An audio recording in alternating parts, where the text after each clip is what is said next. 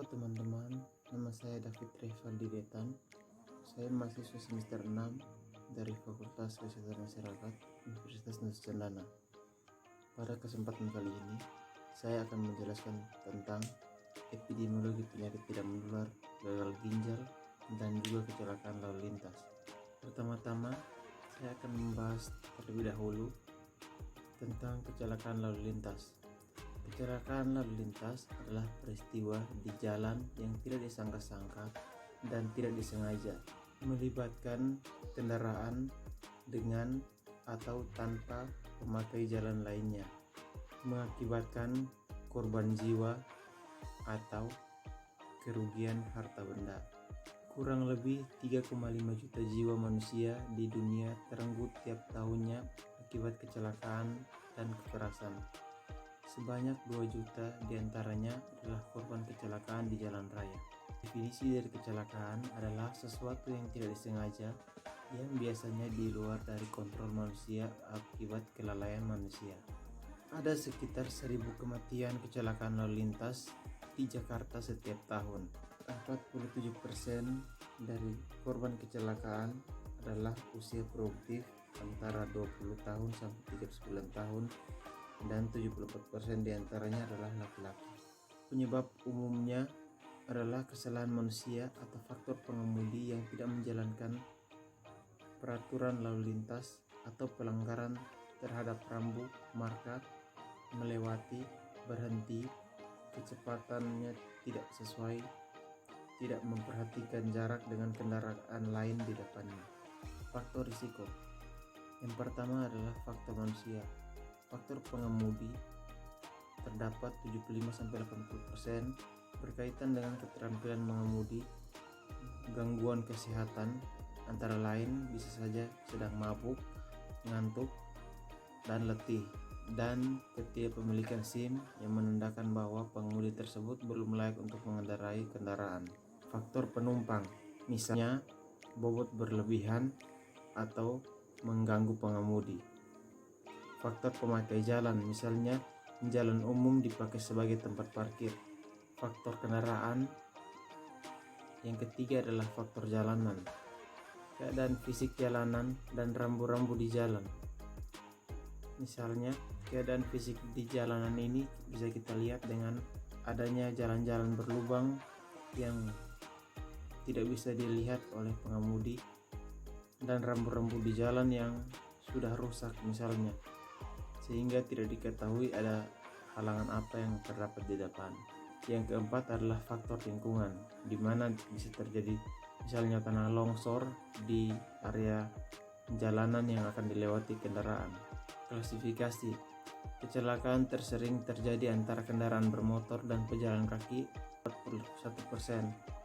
Korban pejalan kaki meninggal adalah 43%.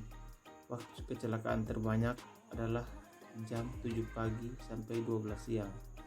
25% korban adalah membonceng dengan sepeda motor.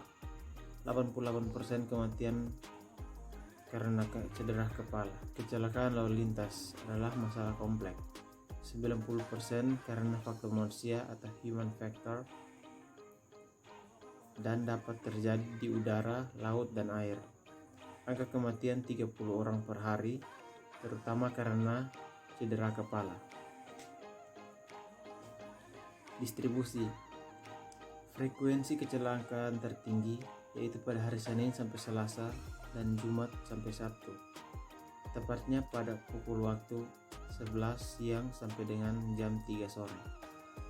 Kecelakaan terendah terjadi pada pukul 11 malam sampai 1 subuh. Kebanyakan kecelakaan terjadi di jalan lurus atau jalan protokol. Tabrakan kendaraan bermotor dengan pejalan kaki sebanyak 15% diantaranya adalah kecelakaan tabrak lari. 50% pengemudi berumur antara 20-30 tahun dan 93,2% adalah pria. Masyarakat kota lebih berisiko mengalami kecelakaan dibanding dengan masyarakat desa. Pencegahan kecelakaan lalu lintas bisa dicegah dengan safety facilities, misalnya helm, seatbelt, sidewalk, overhead bridge, traffic signal. Penggunaan helm juga dapat mencegah terjadinya kematian akibat kecelakaan, dan kecelakaan juga dapat dicegah dengan law enforcement atau mematuhi peraturan rambu-rambu lalu lintas yang telah dipasang sepanjang jalan. Kecelakaan juga bisa dicegah dengan lebih menertibkan pengendara sepeda motor yang jumlahnya sangat mendominasi, yaitu 75% dari jumlah kecelakaan yang ada, dan peraturan wajib menggunakan helm, yaitu SK Menteri Perhubungan nomor 188/1430/PHB/86. Masalah pemakai helm. Tidak semua pengendara pakai helm. Token complaints atau ketataan semu. Alasan tidak pakai helm yaitu malas, discomfort, terlalu berat, ketat, membuat sakit kepala, mengganggu, rambut gatal. Helm memproteksi 29% cedera kepala. Akibat dari kecelakaan antara lain cedera kepala atau trauma sepsis, fraktur atau patah tulang, ruptura lain atau pecah limfa. Cedera kepala paling sering dan penyebab utama kematian akibat kecelakaan. Ya, sekian dari materi yang saya bawakan tentang kecelakaan lalu lintas. Berikutnya kita lanjutkan ke materi tentang gagal ginjal. Gagal ginjal adalah gangguan fungsi ginjal yang progresif dan irreversibel, di mana kemampuan tubuh gagal mempertahankan metabolisme dan keseimbangan cairan dan elektrolit sehingga terjadi uremia. Penyebab gagal ginjal adalah infeksi saluran kemih atau pyelonefritis kronis, penyakit peradangan, penyakit vaskuler hipertensif, gangguan jaringan penyambung, penyakit kongenital dan herediter, atau yang bisa disebut penyakit ginjal polikistik, dan asidosis tubulus ginjal, penyakit metabolik, nefropati toksik, misalnya penyalahgunaan analgesik, dan nefropati timbal.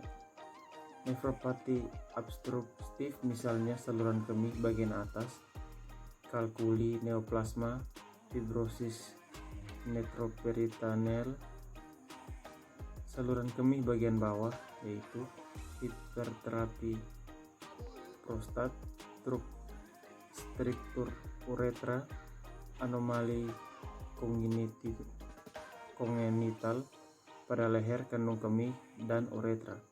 Tanda dan gejala gagal ginjal adalah sesak nafas, nyeri pada dada, nafsu makan hilang, mual muntah, berat badan menurun, gatal pada kulit, tidak stabil, pembengkakan, lemas, kencing sedikit, dan anemia. Pemeriksaan penunjang yang dilakukan untuk mengetahui gagal ginjal. Yang pertama adalah laboratorium. Pemeriksaan urin, BUN, ureum, kreatinin, dan lainnya. Yang kedua adalah pemeriksaan radiologi, yaitu pemeriksaan USG, CT scan, dan lain-lain. Pemeriksaan penunjang lain juga dilakukan dengan cara EKG dan biopsi ginjal, dan lain-lain. Penanganan gagal ginjal. Penata laksaan yang dilakukan pada klien dengan gagal ginjal antara lain adalah optimalisasi dan pertahankan keseimbangan cairan dan garam, diet tinggi kalori dan rendah protein, kontrol hipertensi, kontrol ketidakseimbangan elektrolit, mencegah penyakit tulang, deteksi dini dan terapi infeksi, modifikasi terapi obat dengan fungsi ginjal, deteksi terapi komplikasi, dan persiapan dialisis dan program transplantasi. Sekian materi yang saya bawakan. Mohon maaf jika banyak kekurangan. Terima kasih.